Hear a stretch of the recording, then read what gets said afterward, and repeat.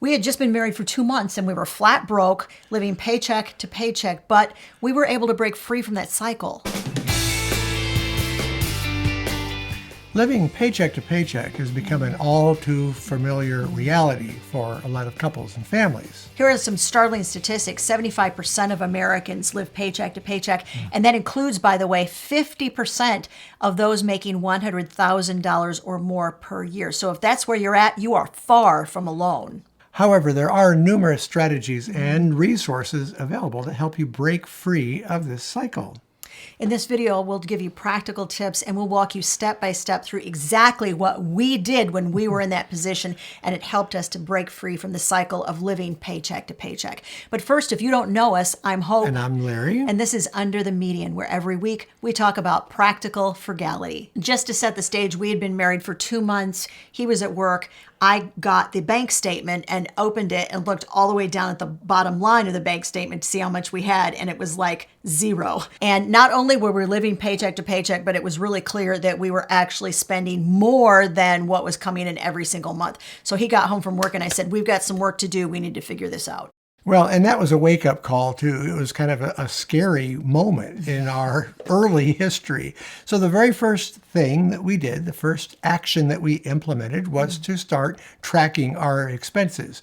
So you need to know how much is coming in and how much is going out. So you start with what's going out. We did this really simple by just taking a notebook and just line by line, we wrote down every amount that we spent money on for 1 month. There's actually an easy peasy way you can do this, and we'll tell you that in just a sec. But first, let me tell you that a lot of people actually try to skip that step that we just gave you and move right on to step 2, which is to set up a budget. They try to actually write out a budget without knowing physically how much is coming in exactly and how much is going out. And that strategy actually will never work really, really well. So let's talk about what you need to do to create a budget in case you're at that step. The first thing that you need to do is to know how much money is coming in. The second step is to list your expenses and group them by category. And this is what's going out, of course. Now, this is where I'm going to tell you don't get overwhelmed, because I told you there was an easy peasy way to do this. The easiest way to do this is to grab your most recent bank statement, be that a physical bank statement or more than likely these days an online bank statement. Now, when you pull it up, it's going to look a little like this. It's going to be just a whole bunch of expenses written down. Now, you're going to group those very, very easily, because 90 to 95% of everything that we spend actually falls into one of 8 really broad categories. And here's what those categories are. Real quickly, just to run through them, here are the 8 categories that we use: housing, transportation, food, debt, insurance, lifestyle, savings, and tithe or charity. Bearing those 8 categories in mind, you're going to grab 4 or 5 different colors of highlighters. Print off that bank statement, and I want you to go through and highlight each of those expenses according to which one of the categories that we just gave you, where they fit into those categories. Now, when you get done, it's going to look a whole lot like this. This statement, by the way, is one of our actual bank statements that I went through and highlighted to show you exactly what this process looks like. You'll see that I have everything that is related to housing is in green. Everything that is in blue is food-related expenses, and that yellow one there right in the middle, that is automobile-related expenses, because we filled the car with gas. By the way, there are 4 steps in this process. So we're on step 3, which is look at areas in your budget that you can cut back on. These would be what I guess we would call discretionary areas, such as going out to eat or vacations, any extra money that's really easy right off the top to eliminate. Now, once you do all the highlighting, it's going to become really obvious. For us, it was entertainment and eating out. So we took overnight trips. We stayed in hotels we couldn't afford. We ate at restaurants we couldn't afford. We were spending, and we didn't, here's the thing, guys. We didn't think that we were. We weren't living any differently than anybody else that we knew that was around us. And sometimes what it takes is to see it in front of you, in print, And you can't undo that. Once your brain has seen it, you're like, I get it. I get what I'm doing and where I need to cut back. But you might also find some areas you can cut back in immediately. Like if you find out you're spending, say, $1,500 a month on groceries, that category could be cut way back immediately. See how quickly this is going? We're already at step 4. So step 4 is to create a money spending game plan, also known as a budget. You want to make sure, this is my favorite word, I know you're all going to say it as I do this, prioritized. This budget should be prioritized. And what that means is that the most important items are going to go all the way at the top of the budget. Now, what that means for us is what we like to call our bare bones budget. That means that you have a place to sleep, a roof over your head, food in your stomach, clothes on your back, and transportation, a way to get from point A to point B, get to work and back again. Those 4 items comprise your bare bones budget. And that's going to be the vast majority of what you're spending every single month. Now, in addition to those expenses, there are going to be some items that you really do need to spend every month that are outside of the bare bones budget. And each one of those items, once again, after your bare bones budget, is going to be prioritized as you work your way from most important to least important. You get down to the least important. Those are the discretionary items, guys, that you can always cut back on. We actually use this simple 4-step process every month to create and manage our budget. Now, if you'd like to get a copy of the forms that we use and the Excel spreadsheets that I created that we use to manage our finances, you can get a copy of all of that. I'm going to make sure that there's a link to the Frugal Finances Planner, and that will be in the description of this video for you. The third step that we took was to pay off debt. Now, believe it or not, Yes, Hope we and were. I were in debt when we first got married. She had bought a car on time. She had a loan for it. I had a loan for a car that I purchased brand new, probably the only brand new car that I'll ever own. But that debt was really etching into our monthly budget. Here's the thing with debt. When you pay off debt, and Larry has said this like a lot on this channel, effectively when you pay off debt, you give yourself an immediate raise. Think about what your budget would look like if you didn't have that debt on there that you were paying on every single month. So we decided one of the first things we needed to do was get that debt off of the books. So we used what we call the snowball method. We paid off the least expensive loan first and then the most expensive loan. And we found that for us, that gave us that instant, as soon as my car was paid off, we're like, yes. And it kind of kept us moving forward. However, you can also do it the other way, called the avalanche method. And that's where you list all of your debts from the highest interest rate to the lowest interest rate, and you pay off the highest interest rate loans first. It doesn't matter which one you pick, guys. Pick one that works for you, stick with it, and get your debts paid off, because that is probably the number one key that is going to keep you from getting back into that cycle of living paycheck to paycheck. It's amazing how just that one step will help you out so much. Well, here we are already at our 4th step, and that is to build an emergency fund. An emergency fund will take a lot of the tension and anxiety out of your budget plans, because now you've got what I would call a safety net. In case something goes wrong and you hadn't planned for it, you have an emergency fund that you can pull funds out of to take care of that need. It's a very necessary thing. So now that you've got your debt paid off, you can build that emergency fund a lot faster. And you want to set aside a certain amount each month for that fund. We recommend starting out at $2,000. With the things that are expensive as they are now, car repairs are so expensive, and other repairs, $2,000 is really the minimum that we recommend for having in your emergency fund. Now, eventually you're going to want to build that safety net up to 3 to 6 months of basic expenses for that emergency fund. That would be a fully funded emergency fund, but don't do that until you've actually paid off all of those debts. So emergency fund, basic emergency fund, pay off your debts, and then boom, you're going to slide right into making that emergency fund even bigger. Now, we actually discovered a few years ago, this is a system. This is so cool, you guys. This has worked wonders for us in terms of really being able to visualize our money and where it's going. And it is called buckets. We were introduced to this concept of money buckets by John Creekmer of Creekmer Wealth Advisors, and they are the sponsor of this video. John and the team at Creekmer Wealth have been our personal financial advisors for a number of years. We actually walked into John's office several years ago because we had reached an impasse. We were planning for retirement for Larry.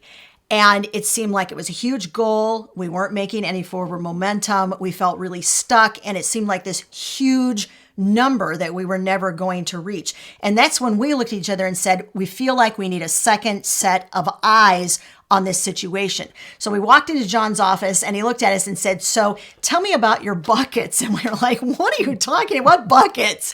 So he actually got a piece of paper out and he drew buckets on the piece of paper in about 10 minutes. He explained this whole process to us and it became incredibly vital. We still use money buckets every single month in our financial planning.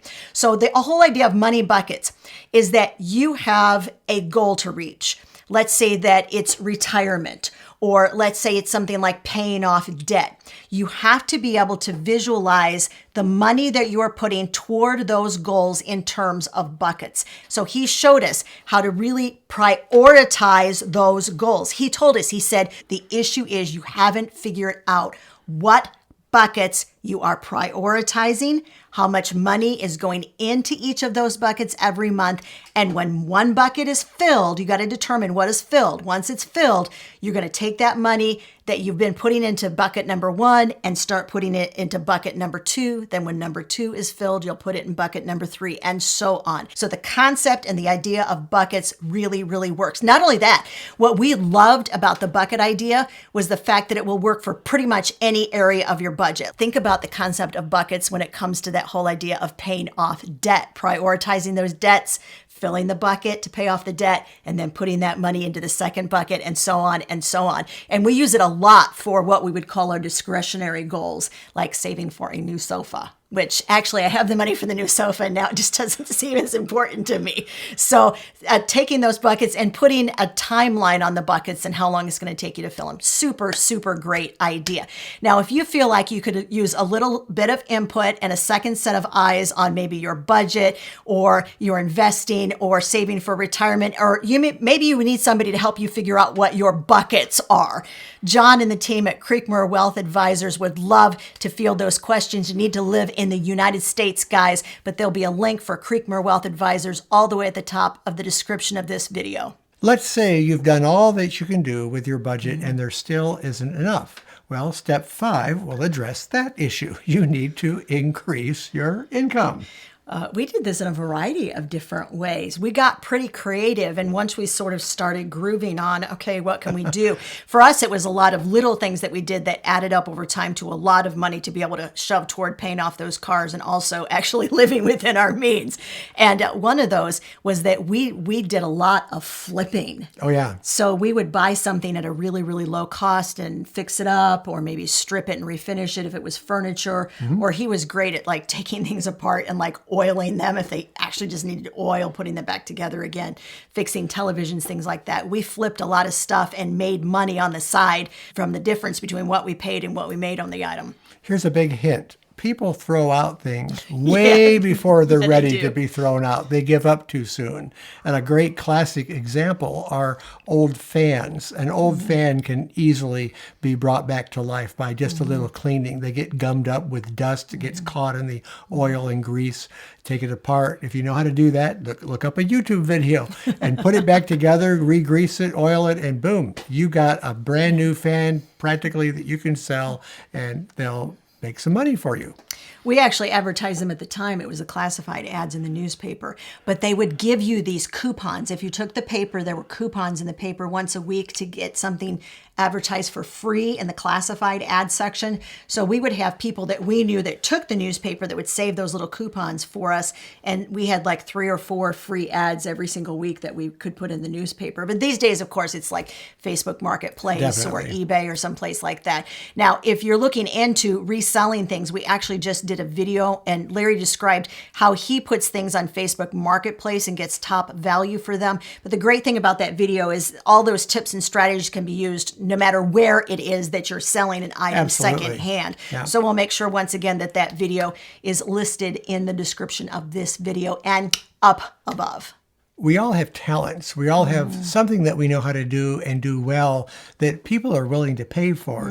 Hope did a lot of on-air work at a local radio station, and thus she got really good at voiceover work. So she did a lot of professional freelance work for a company that I was working for that needed a good female voice. I had a camcorder that we used for our family recordings, and I taught myself how to transfer old 8mm films for people, family films, and that they were in great demand. I made a nice living off of that using that talent. Yeah, side gigs, needless to say, can be a great way of bringing in extra money. Tell us what your side gigs are in the comments section of this video. We'd love to hear about them. Time for tip number 6. This was the 6th step that we took. This was a super important one. We really changed our mindset and we learned to embrace a frugal lifestyle. Well, this is what this channel is all about, of course, and that's adopting the frugal living habits that Hope and I talk about on almost every single video. And that would encompass things like look at areas that you can cut out of your budget, get rid of unnecessary subscriptions, anything that you're paying for that you're not getting the good out of, eliminate that out of your budget. In addition to that, learning when, where, and how you can find discounts on items that you want to buy, learning to shop secondhand, and even learning to have fun as a couple and as a family for free. There are so many fun, free things that we did throughout the years and took the boys to, and they didn't cost us a single penny. That in and of itself just sort of gives you the rudimentary idea of what this whole frugal lifestyle is all about. But as Larry mentioned, that frugal lifestyle, that is what this channel is about every single week. And if you're not a subscriber, make sure that you subscribe and hit that bell notification button. And would you do us a super big favor quick? Scroll up to that like button and make sure that you like this video. That helps us with the YouTube algorithm. In addition to the things that Hope mentioned, it's really important to, as a part of embracing a frugal lifestyle, to cultivate relationships with other people. Those are the things that give us the most meaning in life, is the time that we spend with friends and family. And a lot of these things that we can do with them don't have to cost a lot of money. The 7th thing that we did to break that cycle that we were in of living paycheck to paycheck was that we deliberately sought out ways to learn how to handle our finances, because clearly we were not doing that very well. There were so many interesting things that we attended. We would attend free local seminars. We would read nearly every single book on that shelf in the library that dealt with personal finances. We learned as much as we possibly could with as much width and depth as we could about how to handle our money well. If you're not sure how to find, like, let's say, local seminars in your areas, you might check with different financial institutions. They'll usually put on maybe a half a dozen events a year.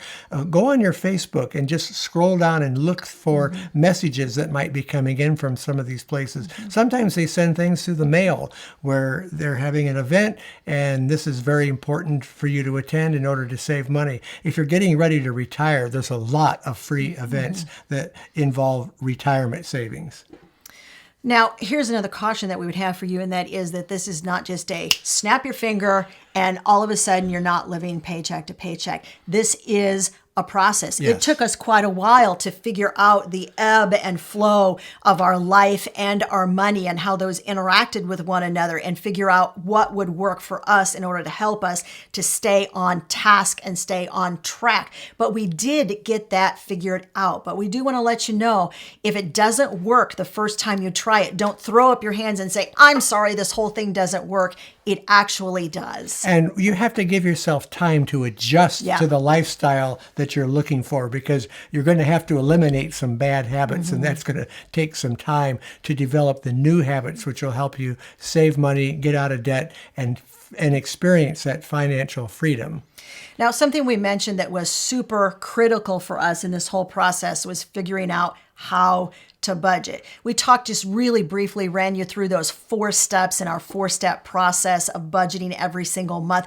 We go into more depth and explain each one of those 4 steps and give you some personal examples from our finances. And we did that in a video. If you've not watched that video, you might find it super helpful. It's right over there. Go give it a look.